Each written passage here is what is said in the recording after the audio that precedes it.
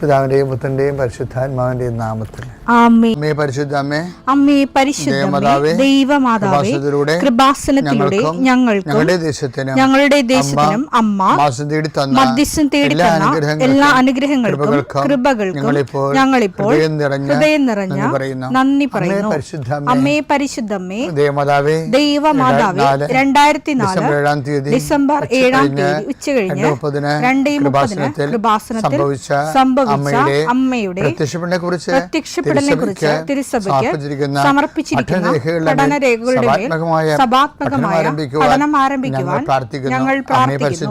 അമ്മേ പരിശുദ്ധമേ, ഭൂസ്വർലോകങ്ങളുടെ രാജ്ഞിയായ അങ്ങേയ്ക്ക് ഭൗമ സംരക്ഷണത്തിനായി പ്രപഞ്ചപ്രകൃതിയെ തന്നെ തിരുസഭ പ്രതിഷ്ഠിക്കുവാൻ ഈ പ്രത്യക്ഷീകരണം വഴി ഇടയാക്കണമേ. പരിശുദ്ധമേ, ജപമാല മാതാവേ, സകല കൃപാസനം പ്രാർത്ഥനയോടും ചേർത്ത് ഞങ്ങളിപ്പോൾ പ്രാർത്ഥിക്കുന്ന ഈ കുടുംബത്തിന്റെ പ്രത്യേക നിയോഗം പറ മക്കളെ.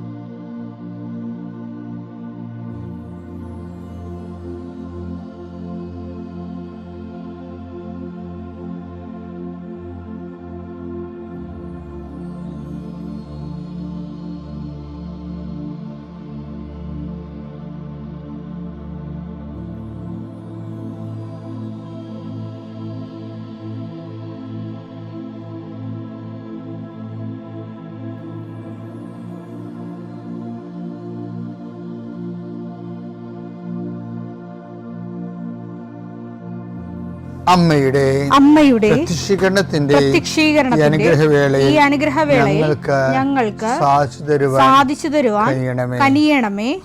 ആമേൻ. വിശ്വാസ പ്രമാണം. സർവശക്തനായ പിതാവും ആകാശത്തിന്റെയും ഭൂമിയുടെയും സൃഷ്ടാവുമായ ദൈവത്തിൽ ഞാൻ വിശ്വസിക്കുന്നു. അവിടുത്തെ ഏകപുത്രനും ഞങ്ങളുടെ കർത്താവുമായ ഈശോമിശിഹായിലും ഞാൻ വിശ്വസിക്കുന്നു. ഈ പുത്രൻ പരിശുദ്ധാത്മാവിനാൽ ഗർഭസ്ഥനായി കന്യകാമറിയത്തിൽ നിന്ന് പിറന്ന് പൊന്തിയോസ് പീലാത്തോസിന്റെ കാലത്ത് പീഡകൾ സഹിച്ച് കുരിശിൽ തറയ്ക്കപ്പെട്ട് മരിച്ച് അടക്കപ്പെട്ട് പാതാളങ്ങളിൽ ഇറങ്ങി മരിച്ചവരുടെ ഇടയിൽ നിന്ന് 3-ാം നാൾ ഉയർത്ത് സ്വർഗത്തിലേക്ക് എഴുന്നള്ളി സർവശക്തിയുള്ള പിതാവായ ദൈവത്തിന്റെ വലതുഭാഗത്തിരിക്കുന്നു. അവിടെ നിന്ന് ജീവിക്കുന്നവരെയും മരിച്ചവരെയും വിധിക്കുവാൻ വരുമെന്നും ഞാൻ വിശ്വസിക്കുന്നു. പരിശുദ്ധാത്മാവിലും ഞാൻ വിശ്വസിക്കുന്നു. വിശുദ്ധ കത്തോലിക്കാ സഭയിലും പുണ്യവാന്മാരുടെ ഐക്യത്തിലും പാപങ്ങളുടെ മോചനത്തിലും ശരീരത്തിന്റെ ഉയർപ്പിലും നിത്യമായ ജീവിതത്തിലും ഞാൻ വിശ്വസിക്കുന്നു. ആമേൻ. സ്വർഗ്ഗസ്ഥനായ ഞങ്ങളുടെ പിതാവേ, അങ്ങയുടെ നാമം പൂജിതമാകണമേ. അങ്ങയുടെ രാജ്യം വരണമേ. അങ്ങയുടെ തിരുമനസ് സ്വർഗത്തിലെ പോലെ ഭൂമിയിലും ആകണമേ. അന്നു വേണ്ടുന്ന ആഹാരം ഇന്ന് ഞങ്ങൾക്ക് തരണമേ. ഞങ്ങളോട് തെറ്റ് ചെയ്യുന്നവരോട് ഞങ്ങൾ ക്ഷമിക്കുന്നത് പോലെ ഞങ്ങളുടെ തെറ്റുകൾ ഞങ്ങളോടും ക്ഷമിക്കണമേ. ഞങ്ങളെ പ്രലോഭനത്തിൽ ഉൾപ്പെടുത്തരുതേ, തിന്മയിൽ ഞങ്ങൾ രക്ഷിക്കണമേ. ആമേൻ. നന്മ നിറഞ്ഞ മറിയമേ, സ്വസ്തി. കർത്താവ് അങ്ങയുടെ കൂടെ സ്ത്രീകളിൽ അങ്ങ് അനുഗ്രഹിക്കപ്പെട്ടവളാകുന്നു. അങ്ങയുടെ ഉദരത്തിൻ ഫലമായി ഈശോ അനുഗ്രഹിക്കപ്പെട്ടവനാകുന്നു. പരിശുദ്ധ മറിയമേ, തമ്പുരാന്റെ അമ്മേ, പാപികളായ ഞങ്ങൾക്ക് വേണ്ടി ഇപ്പോഴും ഞങ്ങളുടെ മരണസമയത്തും തമ്പുരാനോട് അപേക്ഷിക്കണമേ. ആമേൻ. കർത്താവേ, നിന്റെ ഉന്നതമായ നാമത്തിന് സ്തോത്രം ചെയ്യുന്നു. കർത്താവേ, നിന്റെ വിശുദ്ധ പൗരോഹിത്യത്തെ മഹത്വപ്പെടുത്തണമേ. കർത്താവെ, സഭയിലുള്ള സാന്നിധ്യം ദൃഢമാക്കി 40 വർഷം ഞാൻ അർപ്പിച്ച കൃപാസനത്താരെ ജീവനോടെ പ്രത്യക്ഷപ്പെട്ട മാതാവിൻ്റെ സാന്നിധ്യം, ഈ കൃപാസനത്തിൽ വന്നിറങ്ങി പ്രാർത്ഥിച്ചു പോകുന്ന ലക്ഷോപലക്ഷം മനുഷ്യരുടെ പ്രാർത്ഥനയുടെ ശക്തിയാൽ ഞാൻ ഇന്നത്തെ ദിവസത്തെ എൻ്റെ മക്കളുടെ ആവശ്യങ്ങളെ കർത്താവിൻ്റെ ദൃശ്യം സമർപ്പിച്ചുകൊണ്ട് ആശീർവദിക്കുന്നു. കർത്താവെ, അങ്ങയുടെ മക്കളുടെ മേൽ നിൻ്റെ തിരുമുറുപാട് മരുന്നുകരം വെക്കണമേ. എൻ്റെ കർത്താവിൻ്റെ ഉന്നതമായ നാമത്തിൽ ശിരസിൻ്റെ രോഗങ്ങൾ, ബ്രെയിനിലെ സിസ്റ്റുകൾ, ബ്രെയിനിലെ ക്യാൻസറുകൾ, ബ്രെയിനുമായിട്ട് ബന്ധപ്പെട്ട മുഴുവൻ രോഗങ്ങൾ ഈ നിമിഷം ഇത് പ്രാർത്ഥന കൂടുന്ന മക്കളുടെ മേൽ കർത്താവിൻ്റെ ശക്തി ഒഴുകുകയും നിസ്സുഖപ്പെടുകയും ചെയ്യട്ടെ. തൊണ്ടനൊമ്പരങ്ങൾ, അത്തോൺസൈറ്റുകൾ, തൈറോയിഡുകൾ, ശ്വാസകോശ രോഗങ്ങൾ, ഉദര രോഗങ്ങൾ, പിസ്തുല രോഗങ്ങൾ, PCOD രോഗങ്ങൾ, സർവാംഗവാദ രോഗങ്ങൾ, വൃഷ്ണരോഗങ്ങൾ, കർത്താവിൻ്റെ നാമത്തിൽ ഉച്ചമുതൽ ഉള്ളംകാർ വരെ കർത്താവിൻ്റെ രക്തം പടരട്ടെ. മരുന്ന് ലേപനമല്ല, അങ്ങനെ വചനമാണല്ലോ അങ്ങനെ മക്കളെ സുഖപ്പെടുത്തുന്നത്. വചനത്തിൻ്റെ കരുത്ത ശക്തിയാൽ യേശുക്രിസ്തു ഉന്നതമായ നാമത്തിൽ അങ്ങനെ മക്കൾ സൗഖ്യം പ്രാപിക്കട്ടെ.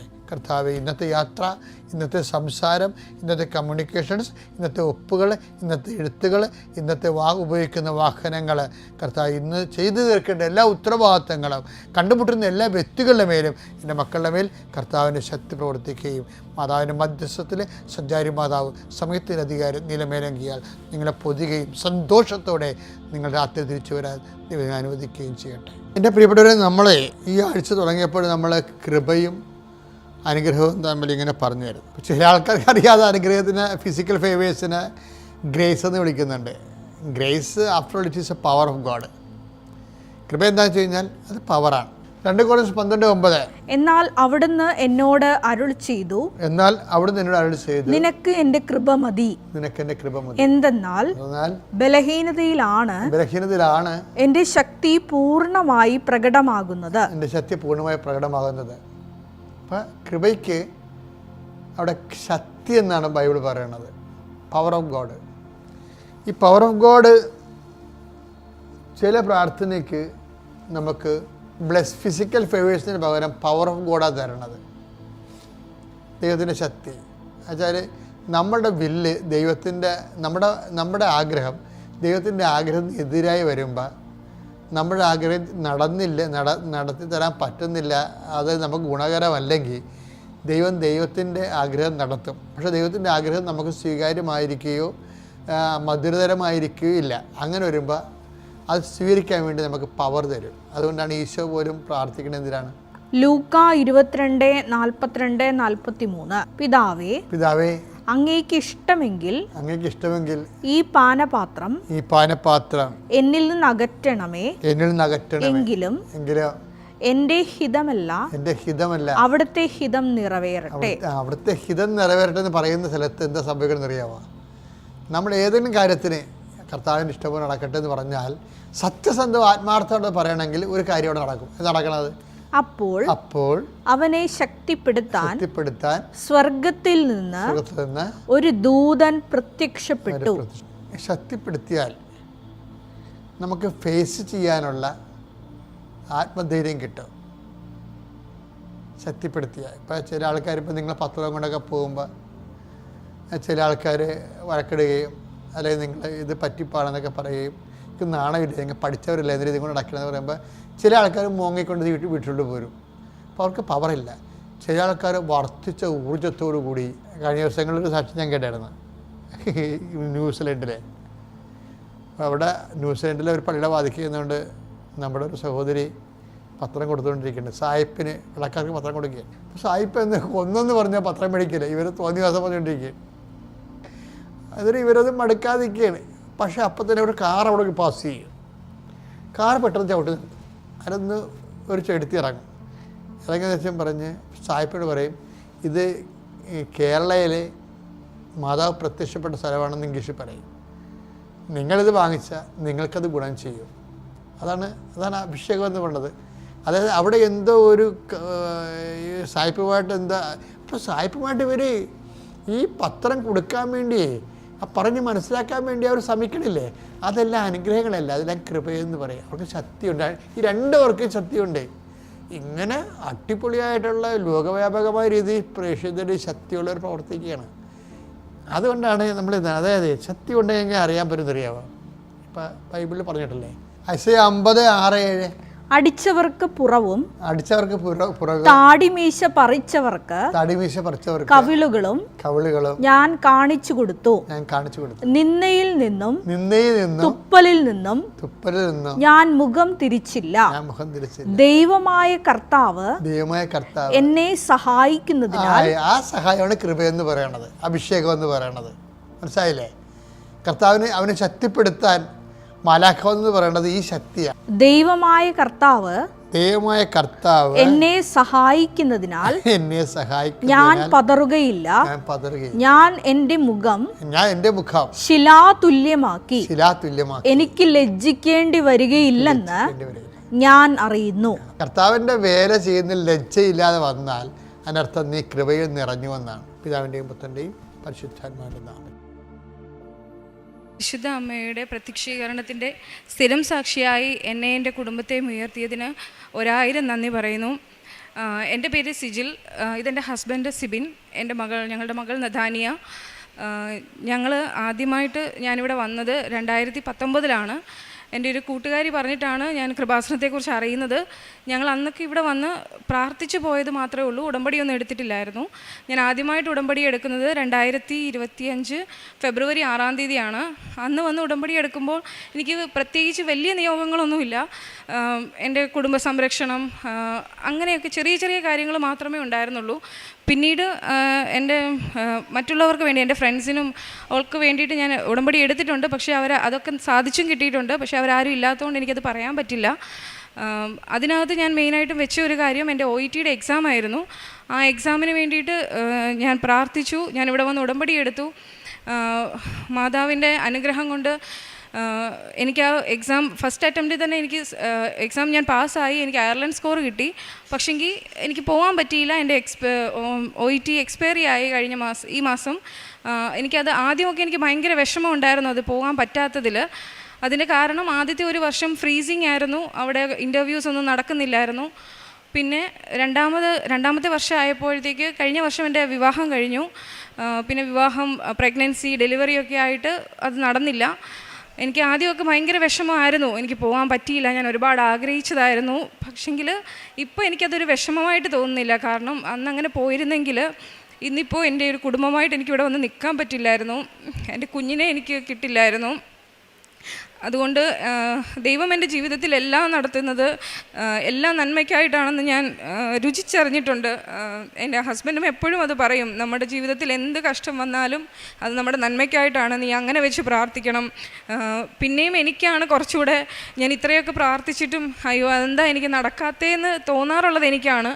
പക്ഷേ ഹസ്ബൻഡ് എപ്പോഴും എനിക്ക് നല്ല മോട്ടിവേഷനായിട്ട് തരാറുണ്ട്. ഇനിയും എൻ്റെ മെയിൻ സാക്ഷ്യത്തിലേക്ക് ഞാൻ വരികയാണ്. ഞാൻ കഴിഞ്ഞ വർഷം 2025 സെപ്റ്റംബർ 15 എൻ്റെ വിവാഹം നടന്നത്. ഞങ്ങൾ ലേറ്റ് മാരേജ് ആണ്. ഞങ്ങൾക്ക് 2 പേർക്കും 35 വയസ്സുണ്ട്.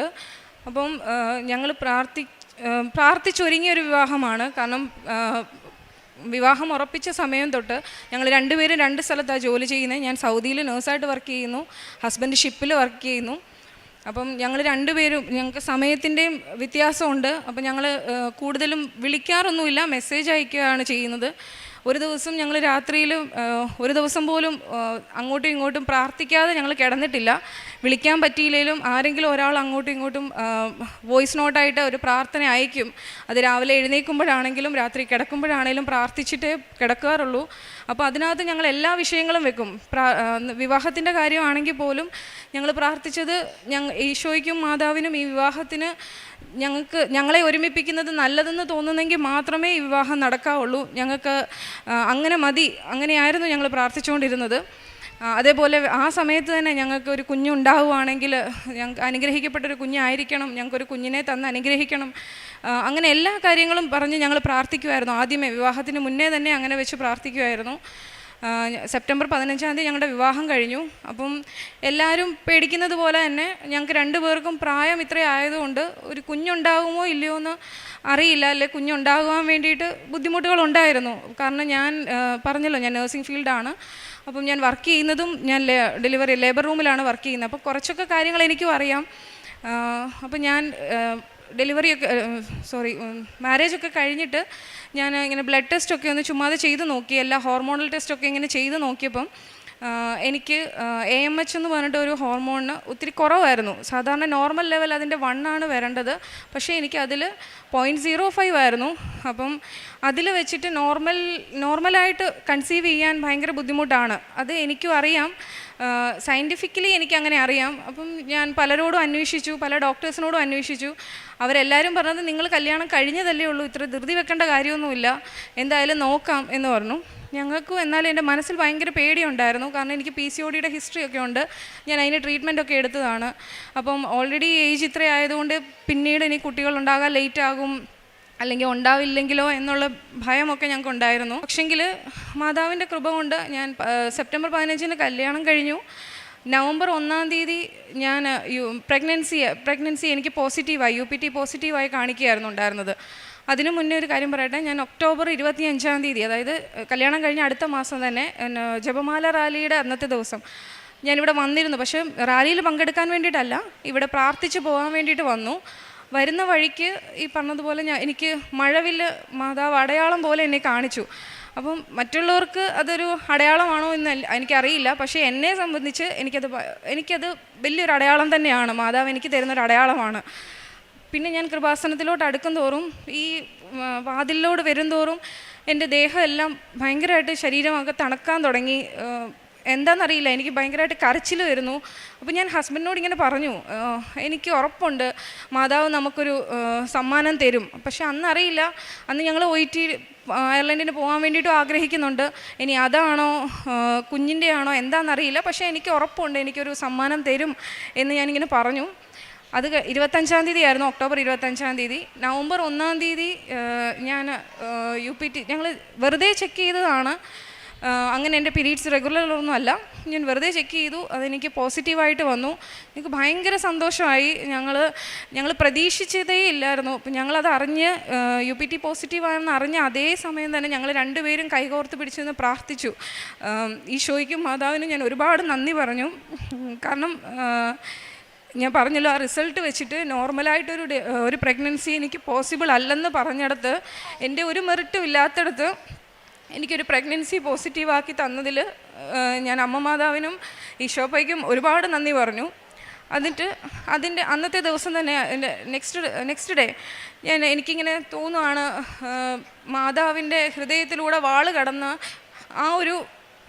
അതെനിക്ക് എൻ്റെ മനസ്സിലിങ്ങനെ വരുവാണ്. ഞാനപ്പം നെക്സ്റ്റ് ഡേ ഞായറാഴ്ചയായിരുന്നു. ഞങ്ങൾ പള്ളിയിൽ പോയി പ്രാർത്ഥിച്ചപ്പോഴൊക്കെ, കുർബാന എഴുന്നള്ളിച്ച് വെച്ചപ്പോഴൊക്കെ അങ്ങനെ ആ ഒരു രൂപം എനിക്ക് മനസ്സിൽ വരുവാണ്. ഞാനിപ്പോൾ ഹസ്ബൻഡിനോട് ഇങ്ങനെ ഇറങ്ങിയപ്പോൾ പറഞ്ഞു, എനിക്കറിയില്ല, നമ്മളിത്രയും സന്തോഷിച്ചല്ല ഇരുന്നിട്ട് എൻ്റെ മനസ്സിൽ മാത്രം എനിക്കിങ്ങനെ വരുവാണ്, മാതാവിൻ്റെ ഹൃദയത്തിലൂടെ വാള് കടന്നതുപോലെ എനിക്കൊരു വിഷമം വരും എന്നെനിക്ക് തോന്നുവാണ് എന്നിങ്ങനെ പറഞ്ഞു. എന്നോട് പറഞ്ഞു, നീ പ്രാർത്ഥിക്ക്, എന്താണേലും നമുക്ക് നോക്കാം എന്ന് പറഞ്ഞു.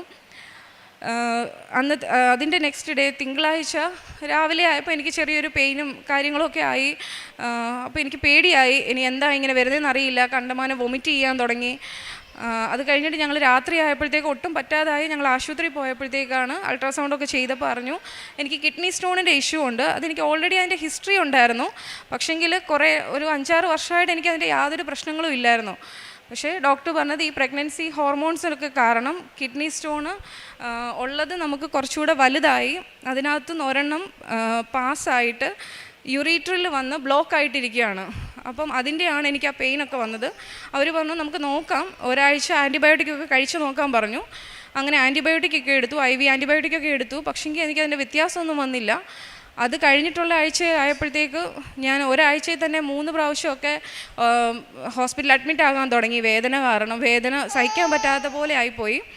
അപ്പം ഞങ്ങൾ ആശുപത്രിയിൽ പോയപ്പോഴത്തേക്ക് ഡോക്ടർ പറഞ്ഞു ഇതവിടെ ഇരുന്ന് ബ്ലോക്കായി ഇൻഫെക്ഷനായി തുടങ്ങി, ഇനി ഇത് സർജറി ചെയ്തിട്ട് ആ സ്റ്റോൺ റിമൂവ് ചെയ്യണം, അല്ലാതെ ഇതൊന്നും ചെയ്യാൻ പറ്റില്ല എന്ന് പറഞ്ഞു. അപ്പോൾ ഞങ്ങൾക്ക് ഭയങ്കര വിഷമമായിപ്പോയി. കാരണം പ്രഗ്നൻസി പോസിറ്റീവ് ആയതേ ഉള്ളൂ, അതിനകത്ത് കുഞ്ഞിൻ്റെ ഹാർട്ട് ബീറ്റ് പോലും വന്നിട്ടില്ല, 4 ആഴ്ച ആയതേ ഉള്ളൂ. അപ്പോഴത്തേക്ക് ഇതുപോലൊരു സർജറി എന്നൊക്കെ പറയുന്നത് ഞങ്ങൾ പറഞ്ഞു വേണ്ട നമുക്ക് നോക്കാം എന്ന് പറഞ്ഞു. അങ്ങനെ വീണ്ടും ആഴ്ചകൾ ഇങ്ങനെ തള്ളിപ്പോയി. പക്ഷേ അവസാനം ആയപ്പോഴത്തേക്ക് ഡോക്ടർ പറഞ്ഞു ഇനി ഒന്നും ചെയ്യാൻ പറ്റില്ല, ഇനി നിങ്ങളിത് സർജറി ചെയ്തില്ല, ആ സ്റ്റോൺ അവിടെ നിന്ന് റിമൂവ് ചെയ്തില്ല എന്നുണ്ടെങ്കിൽ അത് നിങ്ങൾക്ക് തന്നെ ദോഷമാണ്, നിങ്ങളുടെ കിഡ്നിയെ അത് ബാധിക്കും, പിന്നീടത് കിഡ്നി ടോട്ടലായിട്ടും റിമൂവ് ചെയ്യേണ്ടി വരും, അല്ലെങ്കിൽ ഡയാലിസിസിലോട്ടൊക്കെ പോകേണ്ടി വരും എന്നൊക്കെ പറഞ്ഞപ്പോഴത്തേക്ക് നമുക്ക് പേടിയായിപ്പോയി. അത് ചെയ്തേ പറ്റുള്ളൂ.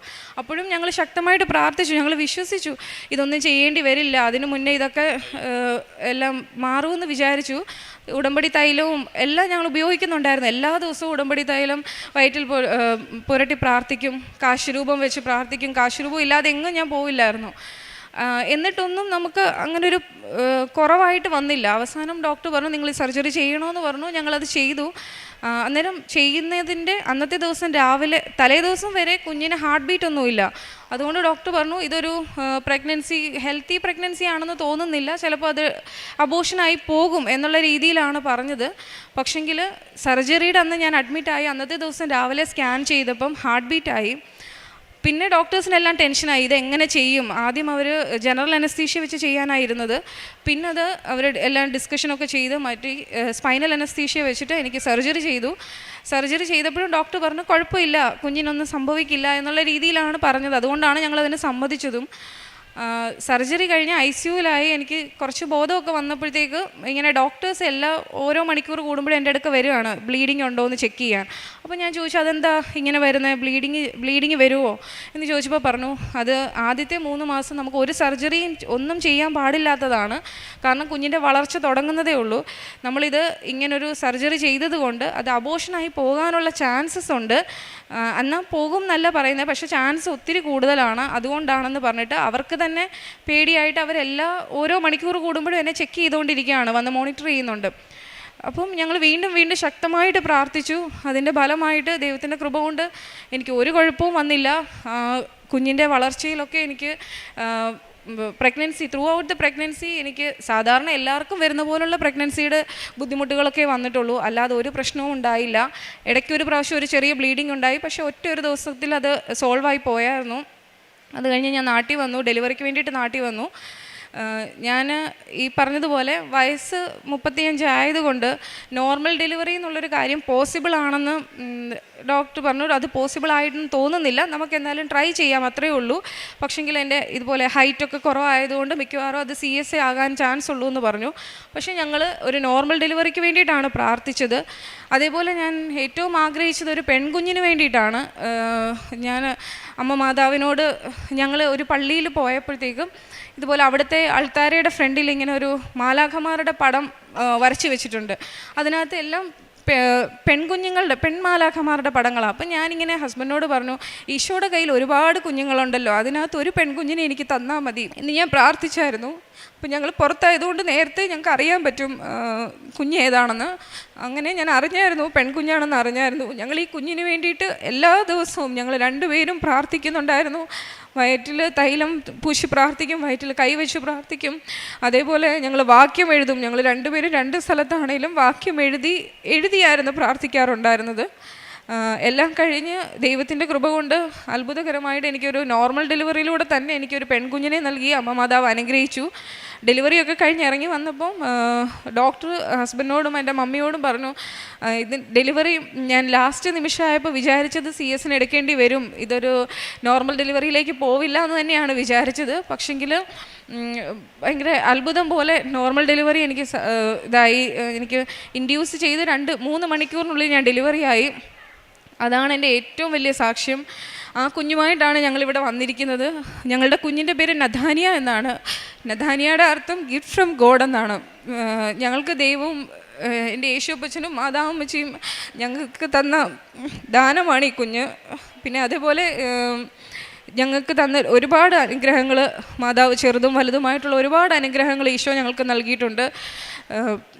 ഉടമ്പടി വസ്തുക്കൾ, ഉടമ്പടിയല്ല എല്ലാ വസ്തുക്കളും ഞങ്ങൾ ഉപയോഗിക്കുന്നുണ്ട്. ഉടമ്പടി തൈലം എല്ലാ ദിവസവും ഉപയോഗിക്കുന്നുണ്ട്.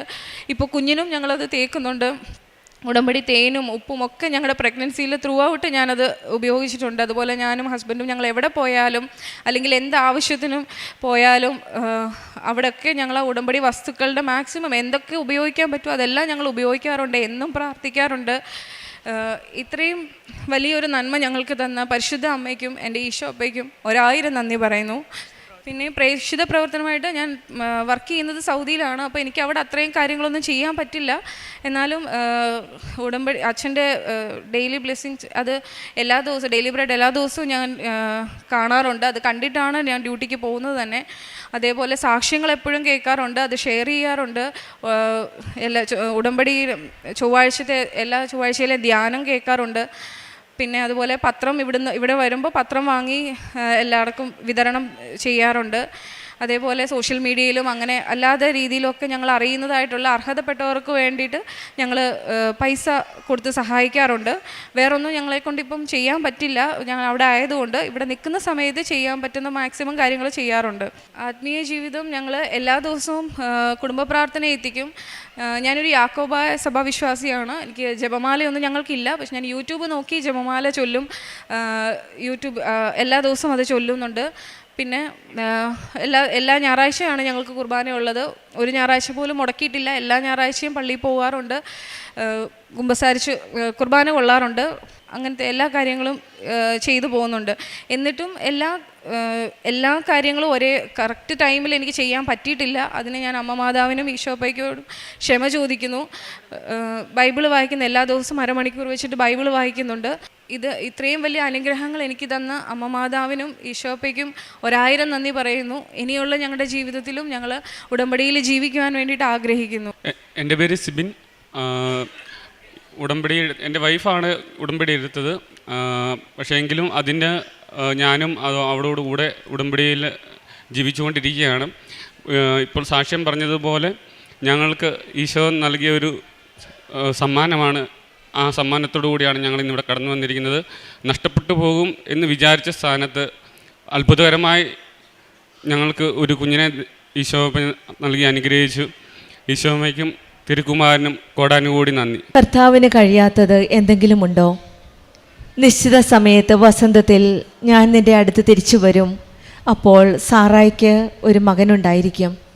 ഉൽപ്പത്തി പുസ്തകം 18-ാം അധ്യായം 14-ാം വചനമാണ്. ദൈവത്തിന് അസാധ്യങ്ങളൊന്നുമില്ല. സമയങ്ങളും സാഹചര്യങ്ങളും മാനുഷിക പരിധികളാണെങ്കിലും ദൈവത്തിൻ്റെ കാര്യത്തിൽ ഒന്നും അസാധ്യമല്ല. ലൂക്കായുടെ സുവിശേഷം 1-ാം അധ്യായം 37-ാം വചനം പറയുന്നത് ദൈവത്തിനൊന്നും അസാധ്യമല്ല എന്നാണ്. നമ്മൾ പല കാര്യങ്ങൾ നമ്മുടെ മാനസികപരമായിട്ട് ചിന്തിക്കാം, മെഡിക്കലി പ്രൂഫ് ചെയ്തേക്കാം. പക്ഷേങ്കിൽ ദൈവത്തിൻ്റെ കരങ്ങളിൽ സമർപ്പിച്ച് വിശ്വാസത്തോടെ പ്രാർത്ഥിക്കുമ്പോൾ അസാധ്യമായ കാര്യങ്ങൾ സാധ്യമാക്കുന്ന ഒരു ദൈവത്തെയാണ് ഉടമ്പടിയിൽ നമുക്ക് കണ്ടുമുട്ടാൻ സാധിക്കുന്നത്. സിജിൽ മാത്യു എന്ന മകളുടെ സാക്ഷ്യത്തിലും ആദ്യം ഉടമ്പടി എടുത്തത് OIT എക്സാം പാസ്സാകാനായിട്ടാണ്. പിന്നീടാണ് വിവാഹത്തെപ്പറ്റി ചിന്തിച്ചതും വിവാഹം നടക്കുവാനായിട്ടും വിവാഹം നിശ്ചയിച്ച ദിവസം മുതൽ അന്നു മുതൽ ഇന്ന് വരെ ഈശോയോടും അമ്മയോടും ചേർന്ന് നിന്ന് പ്രാർത്ഥിക്കുന്ന ഒരു മക്കളാണ്. അങ്ങനെ വിവാഹത്തിന് ശേഷം ഒരു കുഞ്ഞിന് വേണ്ടിയിട്ടാണ് തീക്ഷ്ണമായിട്ട് പ്രാർത്ഥിച്ചത്. കാരണം ഏജ് ഓവറാണ്, കുട്ടികൾ കിട്ടാനായിട്ട് വളരെ ബുദ്ധിമുട്ടുണ്ട്, PCOD ഹെൽത്ത് ഇഷ്യൂസ് ഉണ്ട്. അങ്ങനെ പല കാര്യങ്ങൾ ചിന്തിക്കുമ്പോൾ ഒരു കുട്ടിയെ കിട്ടുക എന്നത് വളരെ ദൈവത്തിൻ്റെ കൃപയാൽ മാത്രമേ സാധിക്കുകയുള്ളെന്ന് ലേബർ റൂമിൽ സ്റ്റാഫായ ഈ മകൾക്ക് അത് പൂർണ്ണ വിശ്വാസമുണ്ട്, പൂർണ്ണമായും മനസ്സിലാക്കി. അതുകൊണ്ട് തന്നെയാണ് കൂടുതലുമായ വിശ്വാസത്തോടെ തീഷ്ണതയോടെ ഈ മകൾ പ്രാർത്ഥിച്ചത് ഒരു കുഞ്ഞിന് വേണ്ടിയിട്ട്. അങ്ങനെ പരിശുദ്ധ അമ്മ ജീവനോട് പ്രത്യക്ഷപ്പെട്ട ഈ സന്നിധിയിൽ വന്ന് മരിയൻ കൃപാസനം ഉടമ്പടി എടുക്കുകയും ഉടമ്പടിയിൽ ലഭിച്ച നേർച്ച വസ്തുക്കളായ ഉടമ്പടി തൈലവും വെഞ്ചരിച്ച ഉപ്പും തേനും വിശ്വാസ പ്രമാണം ചൊല്ലി പ്രാർത്ഥിച്ചതിൻ്റെ ഫലമായിട്ട് ഒരു കുഞ്ഞിനെ നൽകി ഈശോയും അമ്മയും അനുഗ്രഹിക്കുകയാണ്. ആ കുഞ്ഞിനെ നൽകുമ്പോഴും പ്രഗ്നൻസി പോസിറ്റീവാണെന്ന് കണ്ടപ്പോഴും പിന്നീട് ഈ മകൾക്ക് തന്നെ ഒരു രീതിയിൽ അമ്മ തന്നെ വെളിപ്പെടുത്തി കൊടുക്കുകയാണ്. എന്തോ മാതാവിനെ കണ്ടപ്പോൾ മാതാവിൻ്റെ ഹൃദയത്തിലൂടെ ഒരു വാള് പോകുന്നത് പോലെ, അതായത് വ്യാകുല മാതാവിൻ്റെ ഒരു പിക്ചറാണ് ഈ മകളുടെ ഒരു വളരെ ക്ലിയറായിട്ട് അമ്മ മാതാവ് കാണിച്ചു കൊടുത്തത്. അപ്പോൾ ഈ മകൾ 3 ആഴ്ച പ്രഗ്നൻസി കഴിഞ്ഞു, 3 ആഴ്ചയോളമായി. പക്ഷെ ഓരോരോ പ്രശ്നങ്ങളുണ്ടായിരുന്നു ഈ കുഞ്ഞിന്. ആദ്യത്തെ കുഞ്ഞ് അബോഷനാവുകയായിരുന്നു. ചൈൽഡ് അബോഷനാകാൻ സാധ്യതയുണ്ടെന്നാണ് ഡോക്ടേഴ്സ് പറഞ്ഞത്. കാരണം കുഞ്ഞിന് ഹാർട്ട് ബീറ്റ് ഇല്ലായിരുന്നു. പിന്നീട് അവർ 3 മാസത്തിൽ സർജറി, അതായത് കിഡ്നി സ്റ്റോണിൻ്റെ സർജറി പറഞ്ഞെങ്കിൽ കുഞ്ഞിനെ അത് അഫക്റ്റ് ചെയ്യും. അതുകൊണ്ട് സർജറി പോസിബിലിറ്റി ഇല്ല എന്നാണ് ഡോക്ടേഴ്സ് പറഞ്ഞത്. ഇങ്ങനെയൊക്കെ ആയിരിക്കുകയും ഈ മക്കൾ പൂർണ്ണമായിട്ട് ഈശോയിലും അമ്മയിലും സമർപ്പിച്ച് വിശ്വസിച്ച് നേർച്ച വസ്തുക്കളായി വെഞ്ചരിച്ച ഉപ്പും തൈലവും ഒക്കെ ഉപയോഗിച്ച് പ്രാർത്ഥിക്കുകയാണ്.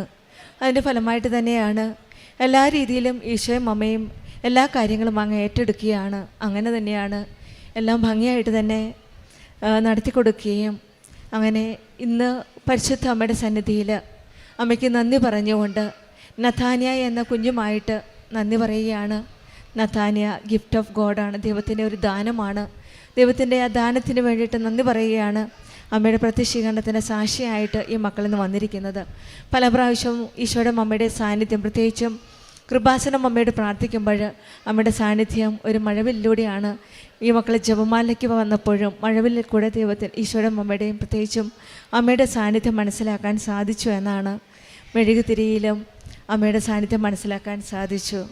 പിന്നീട് എല്ലാ ദിവസവും അന്ന് ആ വിവാഹത്തിൻ്റെ നിശ്ചയിച്ച ദിവസം തൊട്ട് ഇന്ന് വരെ അത് ഒരു നോർമൽ ഡെലിവറി നൽകിയാണ് ഇവരെ അനുഗ്രഹിക്കുന്നത്.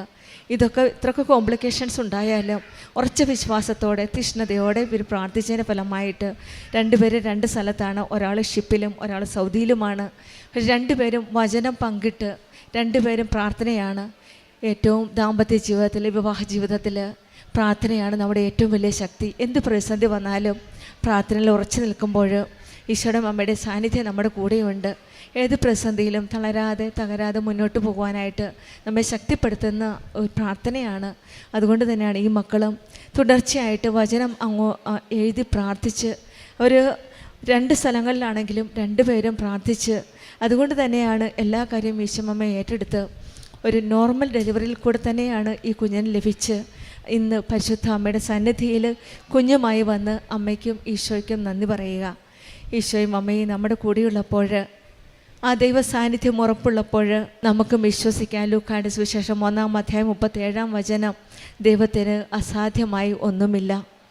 യോഹന്നാൻ്റെ സുവിശേഷം 2:5 കാനായിലെ വിവാഹ വിരുന്നിൽ പരിശുദ്ധ അമ്മ പറഞ്ഞത് അവൻ പറയുന്നതെല്ലാം ചെയ്യുക എന്നാണ്. ഉടമ്പടിയിൽ നാം നിബന്ധനകൾ പാലിച്ച് ഈശോ പറയുന്നത് പോലെ വചനത്തിനനുസൃതമായി നമ്മുടെ ഉടമ്പടി ജീവിതം നയിക്കുമ്പോൾ അസാധ്യമായ കാര്യങ്ങൾ സാധ്യമാക്കി തരുന്ന ആ ദൈവത്തെ നമുക്ക് കണ്ടുമുട്ടാൻ സാധിക്കും. ഉടമ്പടിയിൽ വിശ്വാസത്തോടെ ദൈവത്തോട് ചേർന്ന് അസാധ്യ കാര്യങ്ങൾ സാധിക്കുന്ന ആ ദൈവത്തോട് ചേർന്ന് നമുക്ക് നമ്മുടെ ഉടമ്പടി ജീവിതം പൂർണ്ണമായ വിശ്വാസത്തോടെ വിശ്വസ്തയോടെ മുന്നോട്ട് നയിക്കാം. സിജിലിനും കുടുംബത്തിനും ലഭിച്ച ഈ വലിയ അനുഗ്രഹത്തെ, പ്രത്യേകിച്ചും കുഞ്ഞുബാവ നത്താനിയായിക്കും ഈ കുടുംബത്തിൽ ലഭിച്ച മറ്റ് എല്ലാ അനുഗ്രഹങ്ങൾക്കും രോഗസൗഖ്യത്തിനുമെല്ലാം നമുക്ക് കരങ്ങളടിച്ച് ദൈവത്തെ മഹത്വപ്പെടുത്താം. യേശുവെ നന്ദി, യേശുവെ സ്തുതി, ആവേ മരിയ. എൻ്റെ അമ്മയ്ക്കും തിരുക്കുമാരനും കോടാനുകോടി നന്ദി പറയുന്നു. എൻ്റെ പേര് ശൈലജ, ഞാൻ വൈക്കത്ത് നിന്ന് വരുന്നു. ഇതെൻ്റെ മകൾ ഗോപിക, മകളുടെ ഭർത്താവ് ഉമേഷ്, അമ്മ തന്ന കുഞ്ഞുവാവ ഇമ. എനിക്ക് കിട്ടിയ അനുഗ്രഹം ഇവിടെ പങ്കുവയ്ക്കുവാനായിട്ടാണ് വന്നിരിക്കുന്നത്. ആദ്യമായി ഞാൻ കൃപാസനത്തെ പറ്റി അറിയുന്നത് 2023 ഒക്ടോബർ മാസമാണ്. അന്ന് ഞാൻ അത്ര കാര്യമാക്കിയില്ല. അത് കഴിഞ്ഞ് 2024 സങ്കടപ്പെട്ടിരിക്കുന്ന സമയത്ത് അമ്മ എൻ്റെ ഫോണിൽ പ്രത്യക്ഷപ്പെടുകയും ഞാൻ അമ്മയോട് അന്ന് എൻ്റെ സങ്കടങ്ങൾ പറയുകയും ചെയ്തു. കുറേ കരഞ്ഞു. അപ്പോൾ അമ്മ തെളിഞ്ഞു നിന്നു, എൻ്റെ സങ്കടത്തിന് പരിഹാരം തന്നു. അന്ന് മുതൽ ഞാൻ അമ്മയെ കൂടുതലായിട്ട് പ്രാർത്ഥിക്കുകയും ഈശോയെയും പ്രാർത്ഥിച്ചുകൊണ്ടിരിക്കുകയാണ്. അവിടുന്ന് എൻ്റെ മോൾക്ക് കല്യാണം കഴിഞ്ഞിട്ട് 5 വർഷമായിട്ട് മക്കളില്ലായിരുന്നു. അമ്മയോട് പ്രാർത്ഥിച്ചു, എൻ്റെ മോൾക്കൊരു കുഞ്ഞിനെ തരണമെന്ന് പറഞ്ഞു. ഉടമ്പടിയിൽ നിയോഗം വെച്ചു. അമ്മ എനിക്കത് സാധിച്ചു തന്നു. അതിനെപ്പറ്റി എൻ്റെ മകൾ പറയും. എൻ്റെ പേര് ഗോപിക. മാതാവ് മധ്യസ്ഥം നിന്ന് യേശുവിൽ നിന്ന് വാങ്ങിത്തന്ന എല്ലാ അനുഗ്രഹങ്ങൾക്കും നന്ദി പറയുന്നു. അമ്മ പറഞ്ഞതുപോലെ 5 വർഷങ്ങൾക്ക് ശേഷമാണ് ഞങ്ങൾക്കൊരു കുഞ്ഞുണ്ടായത്. 3.5 വർഷം കല്യാണം കഴിഞ്ഞ് 3.5 വർഷം കഴിഞ്ഞപ്പോൾ ഞാൻ പ്രഗ്നൻ്റായി. 3-ാം മാസത്തെ സ്കാനിങ്ങിൽ ഹെൽത്ത് ഇഷ്യൂവിനെ തുടർന്ന് അത് പോയി. അതേ തുടർന്ന് 2024 ഡിസംബർ 10 അമ്മ ഇവിടെ വന്ന് ഉടമ്പടി എടുക്കുകയും അതിൽ നിയോഗം വെച്ച് പ്രാർത്ഥിക്കുകയും ചെയ്തു. ഉടമ്പടി തൈലം എന്നും വയറിൽ പുരട്ടി പ്രാർത്ഥിക്കുമായിരുന്നു. 2025 ഓഗസ്റ്റ് 15 ഞാനും എൻ്റെ ഭർത്താവും ഇവിടെ വന്ന് പ്രാർത്ഥിച്ചു പോയി. ആ മാസം തന്നെ ഞാൻ പ്രഗ്നൻ്റായി. 3-ാം മാസത്തെ സ്കാനിങ്ങിൽ പ്ലാസൻ്റെ താഴെയാണെന്ന് പറഞ്ഞു. 5-ാം മാസത്തെ സ്കാനിങ്ങിൽ അത് നേരെയായി. 7-ാം മാസത്തെ സ്കാനിങ്ങിൽ കുട്ടിയുടെ തലയിൽ വെള്ളക്കെട്ടുണ്ടെന്ന് പറഞ്ഞു. 4 ആഴ്ച കഴിയുമ്പോൾ ഒന്നുകൂടി സ്കാൻ ചെയ്യണമെന്ന് പറഞ്ഞു. 4 ആഴ്ച കഴിഞ്ഞ് ഒന്നുകൂടി സ്കാൻ ചെയ്തപ്പോൾ അത് വീണ്ടും കൂടി എന്ന് പറഞ്ഞു. അപ്പോൾ എൻ്റെ ഭർത്താവ് ഇവിടെ വന്ന് 2026 മാർച്ച് 3 ഇവിടെ വന്ന് തീർത്ഥാടന ഉടമ്പടി എടുക്കുകയും ജോസഫ് അച്ഛനെ കാണുകയും ചെയ്തു. എൻ്റെ ഫോട്ടോ അച്ഛൻ ഈശോയിലും മാതാവിനെയും തൊട്ട് പ്രാർത്ഥിക്കുകയും വെഞ്ചരിച്ച കാശുരൂപം നൽകുകയും ചെയ്തു. തുടർന്ന് അടുത്ത സ്കാനിങ്ങിൽ അത് നോർമലായി കുറഞ്ഞു. 2026 ഏപ്രിൽ 16 ഒരു പെൺകുഞ്ഞിനെ നൽകി ഈശോ എന്നെ അനുഗ്രഹിച്ചു. ഈശോയുടെയും മറിയത്തിൻ്റെയും ആദ്യ അക്ഷരം വെച്ച് കുഞ്ഞിന് ഇമ എന്നാണ് പേരിട്ടത്. Not by merit but by grace. ഇതെല്ലാം എൻ്റെ യോഗ്യതയിലല്ല, ദൈവത്തിൻ്റെ കൃപയിലാണ് എനിക്ക് ലഭിച്ചത്. ഗർഭകാലത്ത് ഒത്തിരി സഹനങ്ങളിലൂടെ ഞാൻ കടന്നുപോയിരുന്നു. അപ്പോഴൊക്കെ ഈശോ എന്നെ സംരക്ഷിച്ചു. ഞാൻ എപ്പോൾ വചനമെടുത്താലും എനിക്ക് കിട്ടിയിരുന്നത് ജോഷുവ 1:9, നിൻ്റെ ദൈവമായ കർത്താവ് നീ പോകുന്നിടത്തെല്ലാം നിന്നോടുകൂടെ ഉണ്ടായിരിക്കും എന്നുള്ളതാണ് കിട്ടിയിരുന്നത്. ഒരിക്കൽ കൂടി മാതാവിനും തിരുകുമാരനും നന്ദി പറഞ്ഞുകൊണ്ട് ഞാൻ എൻ്റെ ഈ സാക്ഷ്യം സമർപ്പിക്കുന്നു. യേശുവേ നന്ദി. പ്രേക്ഷിത പ്രവർത്തനമായിട്ട് ഞാൻ ഇവിടെ വന്ന് എല്ലാ മാസവും പത്രം വാങ്ങിക്കും. 1 കെട്ട്, 2 കെട്ട്, 3 കെട്ട്, 5 കെട്ട്, 10 കെട്ട് ഇങ്ങനെ പത്രങ്ങൾ വാങ്ങിച്ച് കൊണ്ടുപോയി ഓട്ടോ സ്റ്റാൻഡിൽ, ബസ് സ്റ്റാൻഡിൽ, ഹോസ്പിറ്റലിൽ, വണ്ടാനം ആശുപത്രിയിൽ, വീടുകളിലൊക്കെ കൊടുക്കാറുണ്ട്. എന്നെ കളിയാക്കിയവർ ഒത്തിരി പേരുണ്ട്, എന്ത് കിട്ടിയെന്ന് ചോദിച്ചവരുണ്ട്. അപ്പോഴൊക്കെ ഞാൻ പറഞ്ഞു, എനിക്ക് ഈശോയും അമ്മയും ഒത്തിരി അനുഗ്രഹങ്ങൾ തന്നിട്ടുണ്ട്, ആരും പോയാലും അമ്മ വെറും കൈയോടെ തിരിച്ചു വിടില്ല എന്ന് ഞാൻ എല്ലാവരോടും പറയാറുണ്ട്. കാരുണ്യ പ്രവൃത്തിയായിട്ട് പൊതികെട്ടി ചോറ് പൊതികെട്ടി കൊടുക്കാറുണ്ട്. പൈസ രോഗികൾ ആവശ്യപ്പെടുമ്പോഴത്തേന് എൻ്റെ കയ്യിലുള്ളത് ഞാൻ ഫോണിൽ കാണുന്നവർക്ക് ഗൂഗിൾ പേ വഴി കൊടുക്കാറുണ്ട്. പിന്നെ ഞങ്ങളുടെ അടുത്ത് ജീവനിലയം എന്ന് പറയുന്ന സ്ഥലത്ത് ഫുഡ് കൊടുക്കാറുണ്ട്. വൈകുന്നേരങ്ങളിൽ ചായയും കഴിക്കാനുള്ള ഭക്ഷണവുമായിട്ട് കൊടുക്കാറുണ്ട്. രോഗികളെ കാണാൻ പോകാറുണ്ട്. ആത്മീയ ജീവിതമായിട്ട് പ്രാർത്ഥനാ ജീവിതം ഞാൻ വെളുപ്പിന് 3 മണിക്കേക്കും 3 മണിക്കേറ്റ് കൊന്ത ചൊല്ലാറുണ്ട്. അത് അമ്മ എന്നെ സ്വപ്നത്തിൽ വിളിച്ചേൽപ്പിച്ചതാണ്. നിൻ്റെ മകളുടെ ഉദരത്തിൽ വളരുന്ന കുഞ്ഞിന് വേണ്ടിയാണ് നീ ഏറ്റ് കൊന്ത ചൊല്ലെന്ന് പറഞ്ഞു. അങ്ങനെ ആ സ്വപ്നം കണ്ട് ചാടി എഴുന്നേറ്റു. അന്ന് ഞാൻ പറഞ്ഞു, അമ്മേ നാളെ മുതൽ അമ്മ എന്നെ വെളുപ്പിനെ വിളിച്ചേൽപ്പിക്കണം. ഉറക്കച്ചടവില്ലാതെ ഞാൻ വന്ന് ഞാൻ കൊന്ത ചൊല്ലാനുള്ള കൃപ അമ്മ തന്നോന്ന് പറഞ്ഞു. അന്ന് മുതൽ ഞാൻ കുഞ്ഞ് പ്രസവിച്ച് കയ്യിലോട്ട് തരുന്ന അന്ന് വരെ 3 മണിക്ക് അമ്മ എന്നെ വിളിച്ചേൽപ്പിക്കാറുണ്ട്. ഞാൻ കൊന്ത ചൊല്ലും, ബൈബിൾ വായിക്കും. 5:30 അച്ഛൻ്റെ ഡെയിലി ബ്രെഡ് കൂടും. വൈകുന്നേരം സന്ധ്യയ്ക്ക് 7 മണിക്ക് സന്ധ്യാപ്രാർത്ഥന ചൊല്ലാറുണ്ട്. ചൊവ്വാഴ്ചകളിൽ ബൈബിൾ വായിക്കും. ചൊവ്വാഴ്ചകളിൽ ധ്യാനം മുടങ്ങാതെ കൂടാറുണ്ട്. പിന്നെ അച്ഛനെ ഞാൻ 2 പ്രാവശ്യം സ്വപ്നം കണ്ടു. ഞാൻ ഇവിടെ വന്ന് ഉടമ്പടി എടുത്ത് 89ാമത്തെ ദിവസം മാർച്ച് 9-ാം തീയതി അമ്മയോട് പറഞ്ഞു. ഞാൻ ഒത്തിരി കരഞ്ഞ് സങ്കടപ്പെട്ടിരിക്കുന്ന സമയം ഞാൻ ചോദിച്ചു, അമ്മ എൻ്റെ കൂടെ ഇല്ലേ, ഉണ്ടെങ്കിൽ എനിക്കൊരടയാളം തരില്ലേ എന്ന് ചോദിച്ചു. അന്ന് ഞാനൊരു സാക്ഷ്യം കേൾക്കുന്ന ഒരു മോനും ഭാര്യയും 4 മക്കളും കൂടെ ആത്മഹത്യ ചെയ്യാനൊരുങ്ങിയപ്പോൾ ഒരു കൂട്ടുകാരൻ പറഞ്ഞ ഒരു കൃപാസനത്തിൽ വന്ന കാര്യം പറയുന്ന സാക്ഷ്യമാണ് ഞാൻ കേട്ടത്. അത് കേട്ടുകൊണ്ട് ഞാൻ അവരുടെ കൂടെ ഇരുന്ന് കരഞ്ഞു കഴിഞ്ഞ് ഞാൻ അടുക്കളയിൽ ചെന്ന് 3 മണിയായി. അന്ന് നേരം വെളുത്തിട്ട് കഞ്ഞി കുടിക്കാൻ എടുക്കുന്ന ആ സമയത്താണ്. അതിലിടാൻ അമ്മയുടെ ഉപ്പാണ് ഞാൻ സ്പൂണിനകത്തോട്ട് എടുത്തത്. സ്പൂണിലെടുത്തപ്പോഴത്തേക്കും അമ്മ മഴവില്ലാണ് എനിക്ക് കാണിച്ചു തന്ന അടയാളം. അമ്മ അന്ന് മുതൽ എൻ്റെ കൂടെ ഉണ്ട്. ആ സ്പൂണിനകത്ത് മഴവില്ലാണ് അമ്മ അടയാളം കാണിച്ചു തന്നത്. തിരുഹൃദയങ്ങൾ പല പ്രാവശ്യം വന്നിട്ടുണ്ട്. മെഴുതിരിയിൽ അമ്മയുടെ സാന്നിധ്യം അമ്മ കാണിച്ചു തന്നിട്ടുണ്ട്. നടക്കുന്ന വഴികളിലൊക്കെ എനിക്ക് മുല്ലപ്പൂവിൻ്റെ സുഗന്ധം അനുഭവപ്പെടാറുണ്ട്. എപ്പോൾ വിളിച്ച് അമ്മ എൻ്റെ കൂടെ ഇല്ലേന്ന് ചോദിച്ചാലും അമ്മ എനിക്ക് അനുഗ്രഹം തരാറുണ്ട്. എൻ്റെ മോളുടെ വാവയുടെ നെറ്റിയിൽ ഞങ്ങൾ മെയ് 24-ാം തീയതി പൊട്ടുകുത്തി. അന്ന് സന്ധ്യയ്ക്ക് 7 മണിക്ക് പൊട്ടിനകത്ത് ഈശോയുടെ രൂപം തെളിഞ്ഞു വന്നു. ഇത്രയൊക്കെ അനുഗ്രഹങ്ങൾ തന്ന അമ്മയ്ക്കും ഈശോയ്ക്കും കോടാനുകോടി നന്ദി പറഞ്ഞുകൊണ്ട് ഞാൻ എൻ്റെ സാക്ഷ്യം സമർപ്പിക്കുന്നു. ഞാൻ നിങ്ങളെ കടാക്ഷിക്കുകയും സന്താനപുഷ്ടി നൽകി നിങ്ങളെ വർദ്ധിപ്പിക്കുകയും ചെയ്യും. നിങ്ങളുമായി ഞാൻ എൻ്റെ ഉടമ്പടി ഉറപ്പിക്കും. ലേവ്യരുടെ പുസ്തകം 26-ാം അധ്യായം 9-ാം വചനമാണ്. ദൈവം തൻ്റെ ജനങ്ങളോട് ഒരു വലിയ വാഗ്ദാനമാണ് ചെയ്യുന്നത്. അനുഗ്രഹവും സംരക്ഷണവും. ദൈവത്തോടുള്ള വിശ്വാസവും അനുസരണമുള്ളവരെ ദൈവം ആത്മീയമായും ഭൗതികമായും വളർത്തുന്നതായിട്ടാണ് നമുക്ക് കാണുവാൻ സാധിക്കുന്നത്. അവരുടെ ജീവിതത്തിൽ സമൃദ്ധി നൽകുന്ന, അവരുമായുള്ള എൻ്റെ ഉടമ്പടി ഒരിക്കലും ഞാൻ ഉപേക്ഷിക്കില്ല എന്ന് പറയുന്ന ഒരു ദൈവത്തെയാണ് നമുക്ക് കാണുന്നത്. ഉടമ്പടിയിൽ നാം ദൈവത്തോടുള്ള വിശ്വാസവും സമർപ്പണവും പ്രഖ്യാപിക്കുമ്പോൾ ദൈവം നമ്മുടെ ജീവിതത്തിൽ വളർച്ചയും അനുഗ്രഹവുമാണ് നൽകുന്നത്.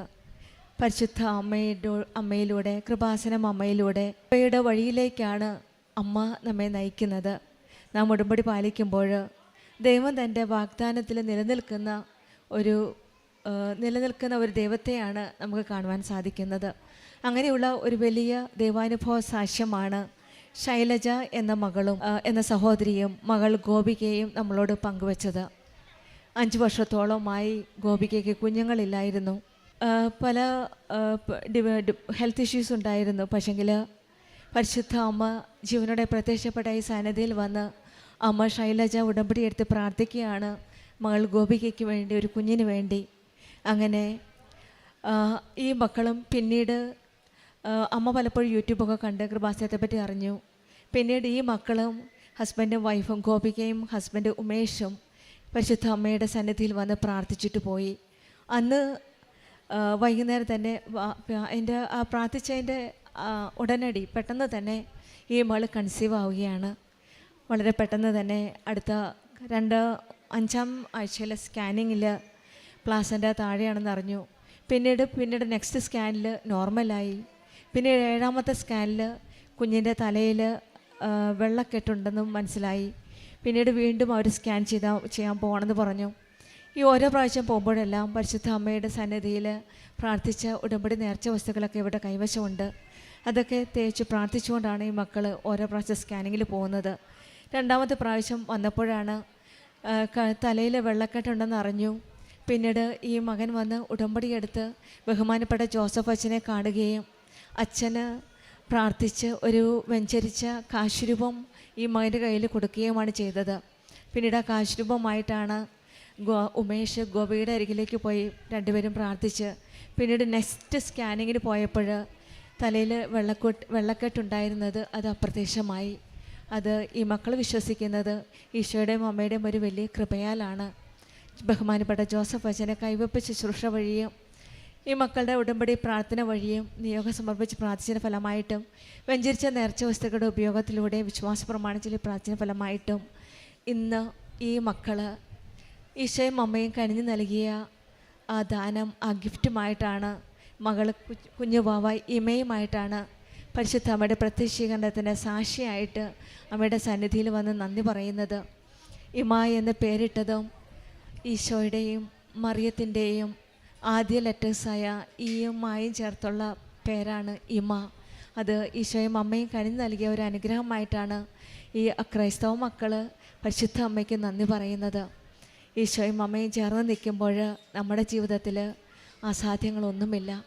സങ്കീർത്തനം 16:1 പറയുന്ന പോലെ ദൈവമേ എന്നെ കാത്തുകൊള്ളണമേ, ഞാൻ അങ്ങയിൽ ശരണം വെച്ചിരിക്കുന്നു എന്ന ആ വചനം ദൈവത്തിൽ നമ്മൾ ശരണം വയ്ക്കുകയാണ് ഉടമ്പടിയിലൂടെ.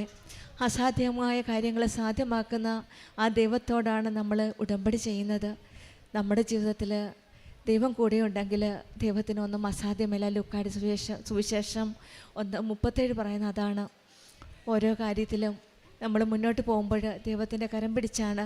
പരിശുദ്ധ അമ്മ നമ്മുടെ കൂടെയാണ്, നമ്മുടെ ജീവിതയാത്രയിൽ നമ്മുടെ കൂടെയുള്ളത്. സങ്കീർത്തനം 139:13 പറയുന്നത്, എൻ്റെ അന്തരംഗം സൃഷ്ടിച്ചതും എൻ്റെ അമ്മയുടെ ഗർഭത്തിൽ എന്നെ രൂപപ്പെടുത്തിയതും നീ തന്നെയാണ് എന്നാണ്. ആ ദൈവമാണ് നമ്മുടെ കൂടെയുള്ളത്. നമ്മെ അന്തരംഗങ്ങൾ സൃഷ്ടിക്കുന്ന ആ ദൈവം, നമ്മെ രൂപപ്പെടുത്തിയ ആ ദൈവമാണ് ഉടമ്പടി മക്കളുടെ ജീവിതത്തിലുള്ളത്. അതുകൊണ്ട് നമുക്കൊന്നും ഭയപ്പെടേണ്ട ആവശ്യമില്ല. ഈ മകൾ ഗോപിക പറഞ്ഞത്, ഇത് ഞങ്ങളുടെ മെറിറ്റ് കൊണ്ടല്ല, ദൈവത്തിൻ്റെ കൃപയാലാണ് ഈ മായയെ കിട്ടിയത്, ലഭിച്ചത് ദൈവത്തിൻ്റെ കൃപയാലാണ്. ആ മകൾ പറഞ്ഞ് പ്രാർത്ഥിക്കുന്നു. അതുതന്നെയാണ് ജോഷയുടെ പുസ്തകം 1-ാം അധ്യായം 9-ാം വചനം. വളരെ ഒന്നും പരിഭ്രമിക്കേണ്ട കാര്യമില്ല. ഈശോയും അമ്മയും കൂടെയുള്ളപ്പോൾ നമ്മൾക്ക് സംഭ്രമിക്കേണ്ട ആവശ്യമില്ല, പരിഭ്രമിക്കേണ്ട ആവശ്യമില്ല. ഈശോയുടെ സാന്നിധ്യം നമ്മുടെ കൂടെയുണ്ട്. നമ്മുടെ ജീവിതത്തിലും ആ സാന്നിധ്യം അടുത്തറിയുവാനുള്ള കൃപയ്ക്കായിട്ട് നമുക്ക് പ്രാർത്ഥിക്കാം. ഞാൻ നിങ്ങളെ കടാക്ഷിക്കുമെന്ന് പറഞ്ഞ ആ ദൈവം നമ്മുടെ ജീവിതത്തിൽ അനുഗ്രഹവും വളർച്ചയും ശക്തിയും ധൈര്യവും നൽകുന്ന ആ ദൈവമാണ്. ആ ദൈവത്തിൻ്റെ സാന്നിധ്യം അടുത്തറിയുവാനുള്ള കൃപയ്ക്കായി നമുക്ക് പ്രാർത്ഥിക്കാം. ശൈലജയ്ക്കും ഗോപിക ഉമേഷിനും കിട്ടിയ കുഞ്ഞും വാവ ഇമയ്ക്കും നമുക്ക് കരങ്ങളടിച്ച് ദൈവത്തെ മഹത്വപ്പെടുത്താം. യേശുവേ നന്ദി, യേശുവേ സ്തുതി. Ave Maria.